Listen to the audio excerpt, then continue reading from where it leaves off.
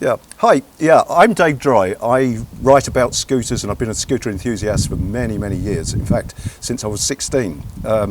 Now you've come to see my own scooter, my own GS160, which you might not like, but you can't ignore. Yes. The motorcycle thing was totally out of the question. In fact, I don't think I knew anybody when I was a teenager that actually had a motorbike. It was that bad. I mean, you hear all this stuff about the mods and rockers. There weren't any rockers, certainly not where I lived. I just didn't get it.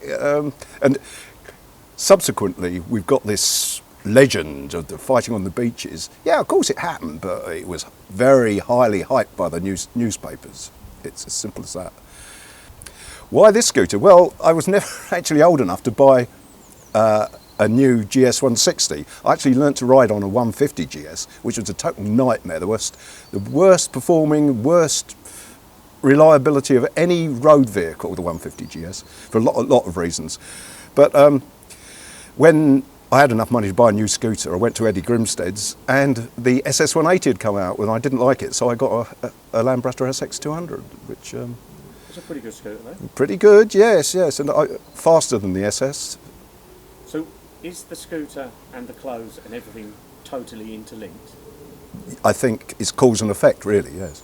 This is one of the things, it's to be seen, isn't it? I mean, another thing about owning a motorbike, what's the point in doing 100 miles an hour? Nobody can see you, can they? But if you can pop along at 20 or 30, everybody can see you. Well, you certainly didn't necessarily have to wear protective clothing. I mean, the nearest we ever got to protective clothing were parkas, which everybody laughs about nowadays, but we did actually used to wear them. A strange garment, not waterproof, no good if you ever came off, but if you came off at 30 miles an hour, you weren't really going to hurt yourself, were you? Never really used to ride them very far.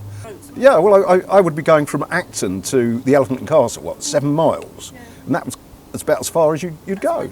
To tell you about shoes in the 60s. Yeah. Well, shoes in the 60s, now there were 2 big shoe shops. One was Rails, which later morphed into Revell's, and the other was Toppers. Now they were both quite expensive. Toppers was outrageous. The star pair of shoes in Toppers' window was 4 times my actual weekly income. But we found a shop in Shepherd's Bush, just up the road from us in Acton, called the Shoe Box. And the guy in there used to sell exactly the same shoes for half the price. So it was, all of our shoes came from the Shoe Box. It was as simple as that. And did you have some favourite shoes? Is there anything you recollect? I had a really beautiful pair of lace-up basket weave black shoes, which were wonderful until you wore them in the wet. But, and twist shoes. Twist shoes were a variation on cycling shoes, because some of the kiddies actually wore cycling shoes. They had heels put on them, and because they had a chisel toe, they were copied, and they were called twist shoes.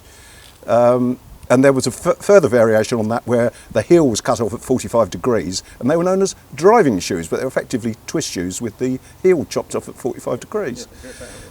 Cycling shoes, let's say you were earning £5 or £6 a week, cycling shoes cost you £15. And you weren't supposed to walk in them either, because they were supposed to be stiff to help you transmit the power from your feet. Because the other thing about the mods, a lot of them were cyclists. They had the cycling jerseys, which became a mod fashion thing. And as I say, even the shoes. But the shoes weren't supposed to be used to walk in. Good man. If you were here for very long, you would hear all my old jokes, you know. Well, we probably... No, that's good. As Carol would say, I've stopped laughing at your stupid jokes.